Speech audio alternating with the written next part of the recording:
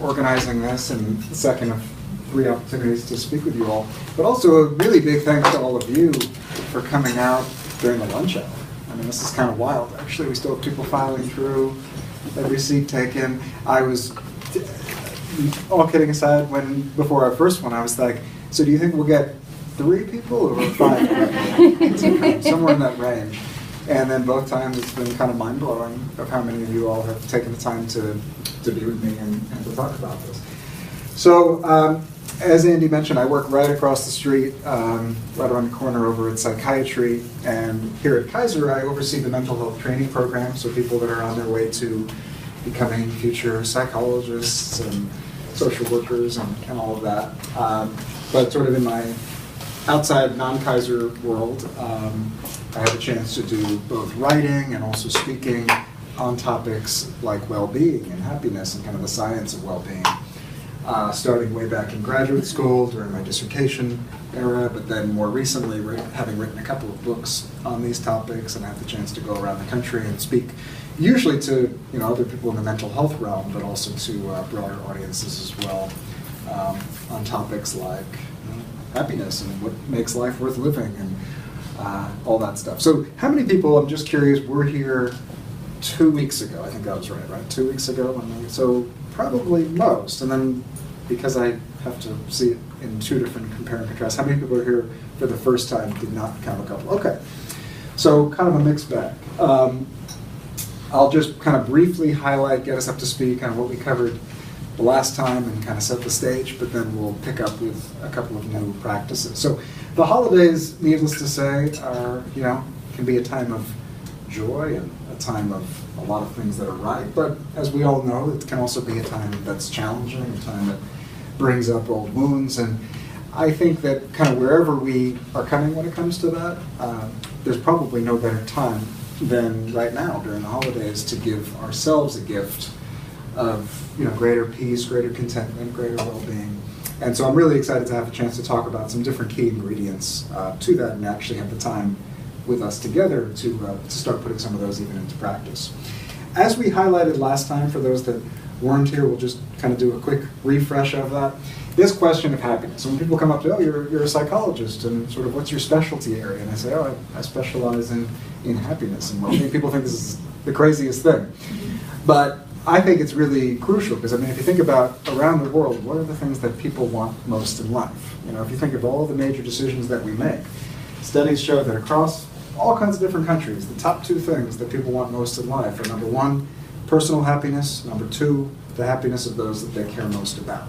The order changes, again, depending on where you're asking the question, but everything that we do, in a sense, what kind of job and career should I pursue? Should I marry this person or not? Should I move to this city? Should I, have kids? And all these questions kind of come down to this idea of what's going to either make myself or those that I care most about happier. And so it's really this ancient, timeless question that's been asked for thousands and thousands of years, if not even way before written records, of how do I become a happier person.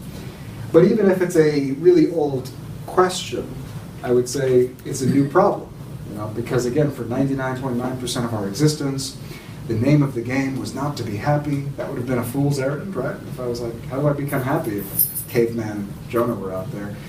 The name of the game was to survive, to live to see another day. How do I, get through this winter? And as we explored a little bit last time, and it comes up just kind of when we reflect on our own life, those 2 goals, how do I survive and how do I be happy, often are at cross purposes, aren't they? So the very things that help me to survive, help all of us to survive. Remembering painful experiences, being really observant and hypervigilant to threats. All of these things are some of the very same factors that make it hard to feel lastingly peaceful, lastingly at ease. And we actually have kind of at our fingertips the ability to ask questions like, how do I become a happier person? And yet, kind of ironically and tragically, you might even say, over the last 75 years when this has been looked at, the average person living in the United States is actually slightly less happy today than they were 75 years ago. And if you think of 75 years ago, World War II, the Great Depression, all kinds of problems that we see today that are still existing were significantly worse back then. Yet the average person is becoming less happy according to these studies. So clearly, some of the ideas that we have about how to become happier. You know, if I do this, then I'll be happy. We tend to look really external. This is probably true for all of us, myself included at times. We tend to look for happiness outside of us. And what we know time and time again now, according to this field of research that's emerged over the last 15 years or so, is that anything that's outside of us actually tends to be a bit of a fool's errand when it comes to lastingly increasing our level of happiness. Short term, yeah. I mean, if I, come up with a new opportunity, or my favorite team wins the championship in sports, which the Knicks won't happen again. Meet the right person, get a new job, get a raise, get a new car. We do feel temporarily happy, but it's kind of like a sugar high. You feel a little bit happier and then it goes away. And what we're really after is how do we lastingly increase it? When we use this word happiness, it means a lot of different things to a lot of different people. So I just wanted to put a couple of definitions, kind of non-scientific definitions, but that I think really encapsulate what we're talking about here. We're not just talking about feeling good all the time, right? A, that's unrealistic. B, that's really shallow, and it's not sustainable. So what we're really talking about is positive emotions coupled with meaning, with purpose, with a life that's fulfilling, that's engaging. And I like this definition. This comes from a psychologist that studies this for a living. Her name is Sonia Lyubomirsky. She describes happiness as the experience of joy, contentment, and positive well-being combined with a sense that one's life is good, meaningful, and worthwhile. A lot there even in a short definition, but again, the idea that we're aiming for something and we're building something that's more sustainable, that's deeper, that's more meaningful, and that's longer lasting than just the ups and downs of the short-term gains. But what's really exciting when you look at all the last 15 years has seen a real boom in terms of studying this stuff. Instead of just studying people with anxiety and panic and trauma and depression, we're actually studying people that have high levels of well-being and saying, well, what are they doing that the rest of us can learn, and what are the benefits beyond just feeling good that they get? And you see, as I described last time, this whole host of benefits far beyond just feeling good in the short term.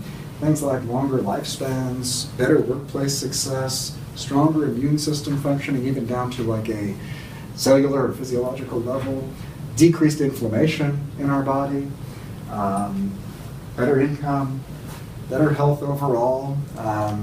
And so, time and time again, whether it's mental, whether it's from a physical standpoint, or just kind of a broader life standpoint, what we're seeing is that happiness is good for itself, but actually some of the most exciting findings is how good it is for us. That even as a healthcare organization, this has really big implications, I think, because if we can increase both our own, but also the people that we work with, their levels of well-being, what will that do for things like chronic stress illnesses? What will that do when it comes to improving their immune system functioning, their resiliency both from physical and psychological stress? There's really exciting implications. But all of this begs the question of what really makes a difference when it comes to lastingly increasing our level of well-being. As I alluded to, for those of you that were here last week, there's a number of these factors that are starting to emerge that seem to lastingly increase our baseline. And what we're really talking about is our baseline. We all have our set point where we tend to sit at in the absence of something really changing it. So if you think about it, this is a good and a bad thing, right? It's a good thing because we actually bounce back from setbacks more effectively than we give ourselves credit for. When something painful or negative, or we encounter some adversity in our lives, we actually tend to, as humans, overpredict how long and how deeply that suffering is going to last. On the flip side, we also overpredict, so to speak, short-term gains, things like, if this happens that's really positive, how's it going to impact my level of well-being? So we actually have this very stable set point, and what we're after with all of these interventions is how do I increase that baseline? Make sense? So what's emerged is a series of practices, things like gratitude, kindness and compassion towards others, mindfulness, self-compassion, close interpersonal connections, a sense of meaning, health and physical wellness, a sense of awe, the ability to be amazed by the world around us, forgiving and letting go of old grudges, savoring the good, optimism, and identifying and using our strengths. What you'll notice, what's cool, is none of these are like how tall you are, what we look like, what color eyes you have, what birth order you were from, all the things that are outside of us that we tend to look at. All of these are changeable. Like no matter where we are starting, like today from this moment, this is what's really encouraging among other things to me, is if these are the tools, if these are the ingredients that actually make a lasting difference, each one of us can be a little more grateful tomorrow than we are today. Each one of us can be a little more mindful and present next week than we have been last week. Each one of us can accept and potentially forgive, even when it's difficult, painful things from the past that we've been holding on to real tight, like a hot coal. And each one of us can be a little more able to, take care of our health and our physical well-being if we've neglected in the past. So it's a really hopeful message, I think, that this is changeable, this is shiftable, that wherever we're starting, and some of these come easier to some of us than others. Let's face it, some of these probably come really natural to some of us sitting here in this room, and others you're probably looking at and thinking, I can't do that. That seems way unrealistic. And that's okay. But last week, or 2 weeks ago, last session, those of you that are watching online too, from session 1, we talked about 2 key skills that have been shown to lastingly increase our baseline. We highlighted gratitude, and we highlighted savoring.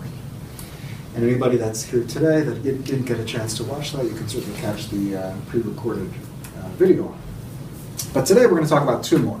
We're going to talk about mindfulness, so the ability to be present, to be in the here and now, and we're going to talk about self-compassion. So we'll explore a little bit what these skills mean, what we're talking about when we say these words, mindfulness, self-compassion. It sounds so psychologist-y, I don't know. But what do we really mean when we're talking about this? How does it benefit us? How do practicing things like mindfulness and self-compassion affect our health, our immune system, our relationships? And then how do we put it into practice in a way that's realistic and that can actually create some momentum for us in the time to come? But if we look at a picture like this, many of us can probably relate to this person on the left, in front of a beautiful vista, the trees in the distance, and in your mind, all that you're thinking about are bills and stress and errands and phone calls and patient messages that you didn't get back to. Our mind is just kind of like a breeding ground for these sorts of worries. Does this seem familiar to anybody? Yes. I know this happens to me all the time. I love to go hiking, but about half the time, I'll sort of look up midway through and say to myself, I have no recollection of getting here. Like, I know I left home an hour ago, but I think I spent the entire time ruminating and worrying. This is really important because as we talked about last time, and I'll just sort of say the short version of it here, our mind and our body don't differentiate between what's happening right here in front of me and what I'm creating up here. So this has really good or bad implications if you think about it. Have any of us ever thought of something from the past and it starts to get you like anxious? And you can feel it in your body as if it's really happening right here and right now. This happens all the time. So if we're thinking about a painful experience from 10 years ago or a stressful experience last week, when we really go there, you have the same physiological reactions, the same increased heart rate, the same regions of our brain become active, the same cascade of physiological events in our body occur, whether we're just thinking about it or whether it's right here and right now. So that's the bad news, right? The good news is if we can harness this kind of the power of the mind to be here, right? When we are, instead of thinking about 10 exits behind us on the freeway of life or 10 exits in front of us on the freeway of life, if we could be a little more here, what can that actually do to our brain, to our mind? So coming back to this, we see the person on the left. On the other hand, we see this very mindful dog, I guess this would be in the picture. To the right, where for the dog, it's it's in front of these beautiful trees, but it's really there with the trees, right? It's not thinking about bills and all that. We know this is a dog because if it was a cat, clearly the thought bubble would be more like plotting its revenge against its owner. I say this as a cat lover, but I think my cat is trying to get me half the time. But animals are very present in a way, and even though this is sort of a silly cartoon, it actually speaks a lot of truth. There was a book that came out a handful of years ago called Why Zebras Don't Get Ulcers. And again, it's this idea that stress-related illnesses are much more common among people than in animals. And part of that is because of the stress and the suffering and the misery that we create. Not in a blaming way, but that we create from what's happening up here. This mind, this brain that's built for survival makes us miserable much of the time. If we could take even a page from this dog over here, what could that do to us? So I remember learning my first lesson on mindfulness right before I entered graduate school. I had worked for a couple of years in New York. I heard Annie mention that there's like a financial wellness seminar coming up. So I did something that no good financial wellness advisor would tell you to do, which was that I worked for these couple of years in New York.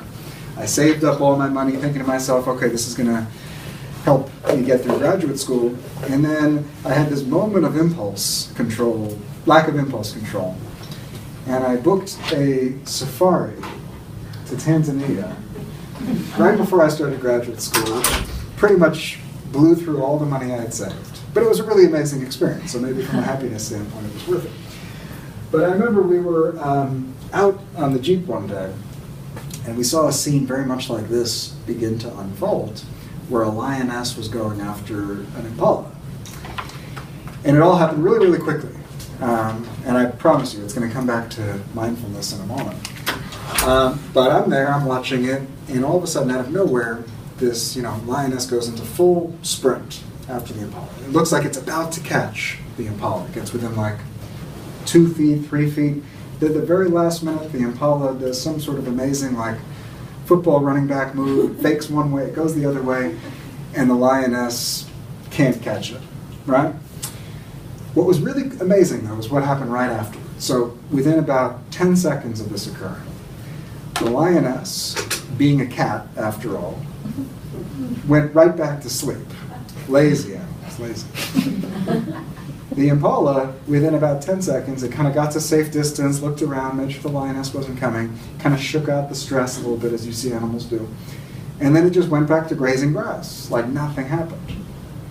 I, meanwhile, was sweating bullets, shaking, freaking out, and I started hearing this laughter coming from behind me, and it was our guide on the trip. And he's laughing at me. I'm like, oh, what's going on? And he's like, yeah, if that happened to you, you would be talking about this and thinking about this, and this would be like your story for the next 25 years of your life. It would be like, oh, remember that day when the lion came after me and I got away? And then I'd start freaking out about it. He's like, we do this as people, right?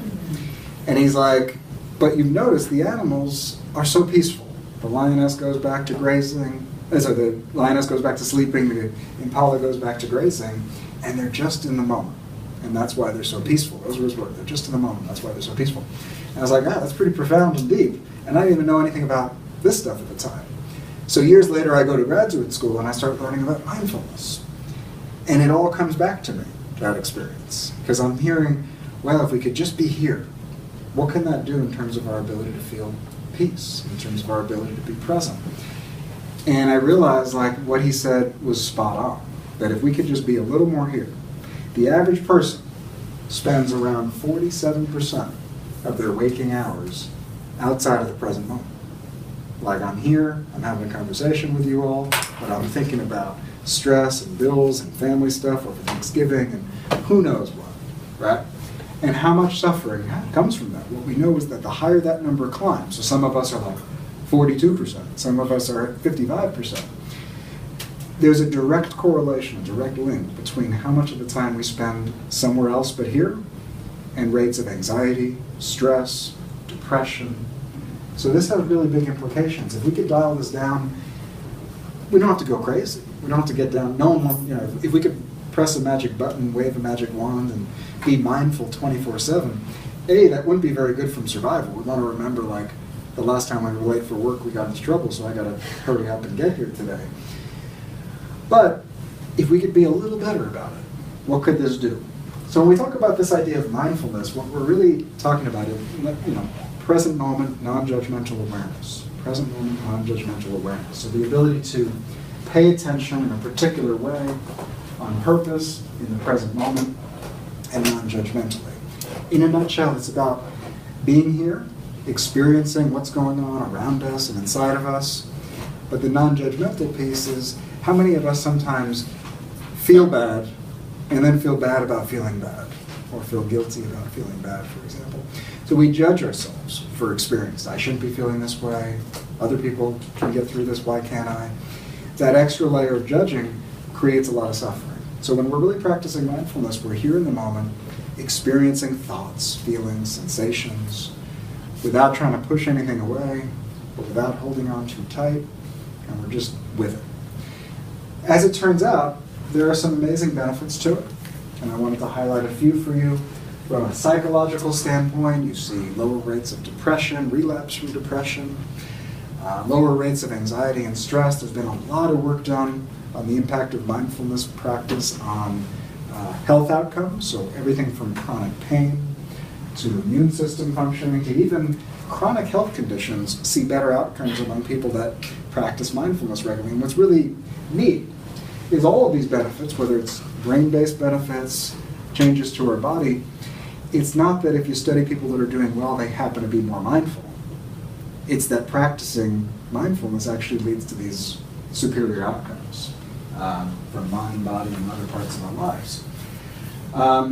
In the body, you see some really cool changes, but you also see in the brain a couple of neat changes that occur. Number one, you see a lot of activation in this area called the left prefrontal cortex, very linked to a lot of positive psychological states.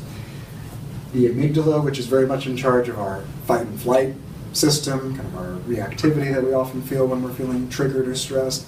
You see decreased activation and even shrinking over time of the amygdala as a result of mindfulness practice. So kind of like an overactive stress response can get back under control from it.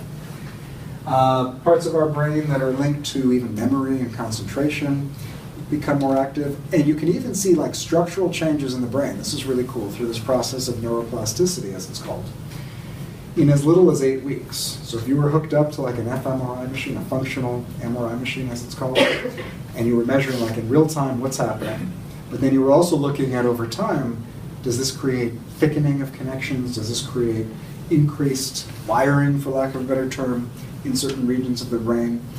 That mindfulness-based practices can do this in as little as 8 weeks, 8 to 12 weeks, depending on the study that you're looking at. So we don't have to be, move off to Tibet and practice this for the next 25 years of our life for 5 hours a day to see these changes. I mean, you certainly can.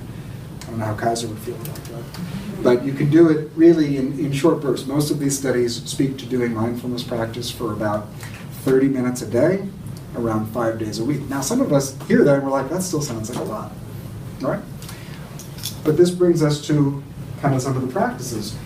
We could do mindfulness practice in very formal ways, right? Where we carve out a certain amount of time each day, we're going to sit, we're going to meditate.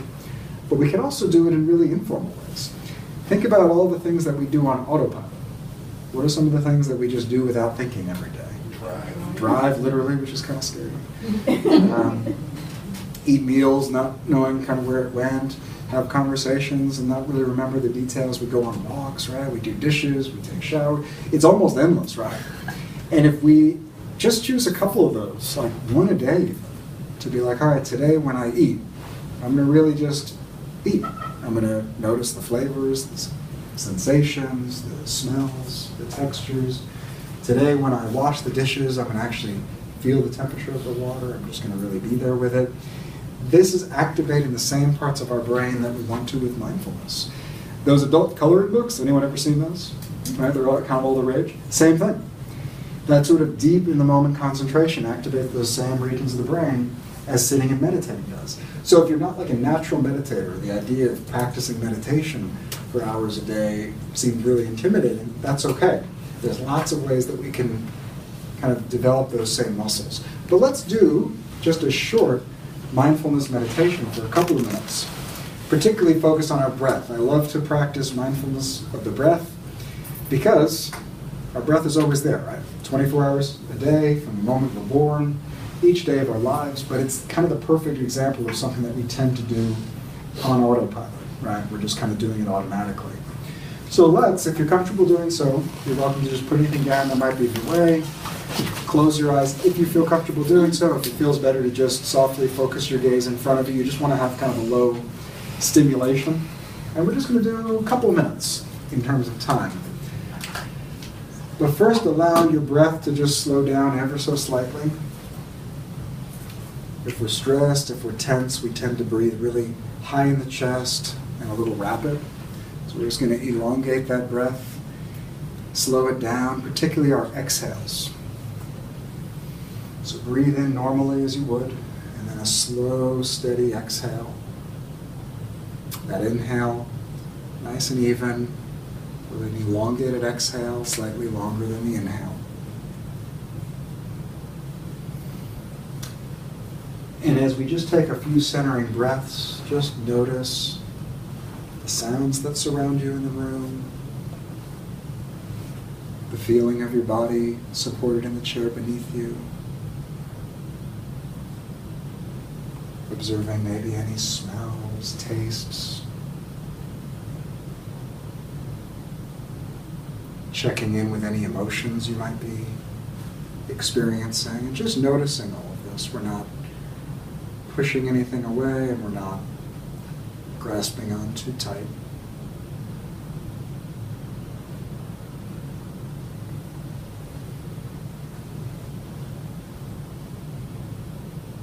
And as we're feeling a little more centered, a little more here,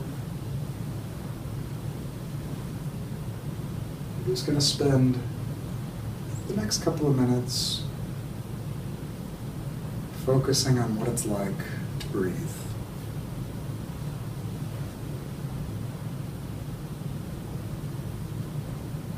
Our breath is with us each moment of life. But it usually happens outside of our awareness. So first, just check in of what it's like to feel the air as it comes in and out of your nostrils.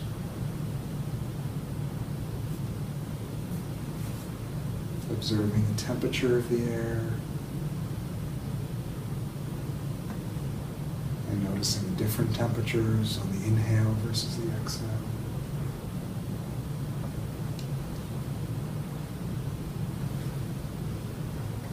And next we'll focus on the rise and fall of our chest and abdomen with each breath.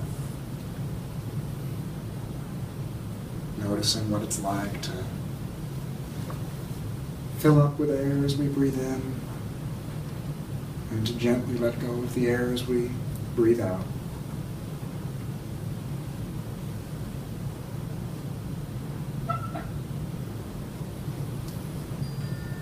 And next, we're just going to visualize ourselves breathing in all the things that we need right now. Breathing in comfort, maybe breathing in relaxation, breathing in safety, whatever it is that right here in this moment we feel like we need.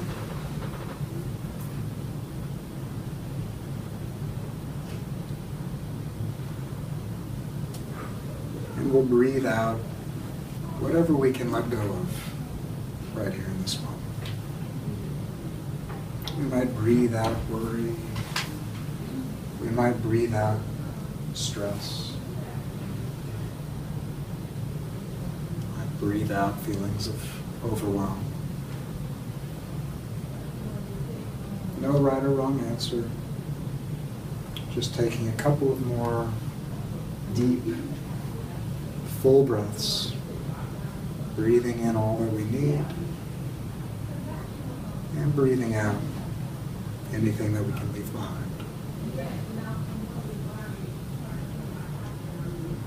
And as we take just a couple of more breaths, we can give ourselves that reminder, that felt sense, that wherever we are, and no matter what's going on,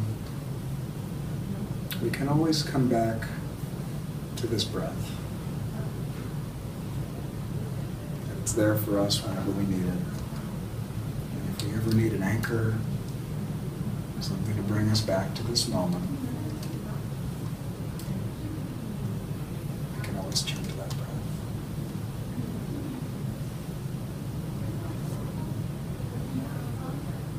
And we'll slowly bring ourselves back to sounds that surround us, feeling our body in the chair. And whenever we're ready, we'll open up our eyes and come all the way back to it.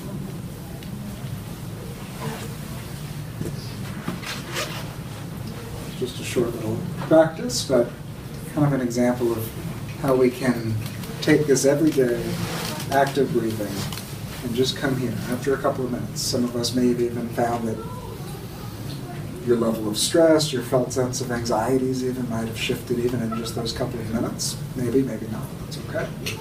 But that's kind of an example of quote-unquote more formal ways of practicing mindfulness. I alluded to this as well, which is how do we turn the everyday into an opportunity to practice mindfulness? And this too, depending on kind of how you're wired, what preferences you have, this too can be a really great way to build this mental muscle of mindfulness through other sorts of practices.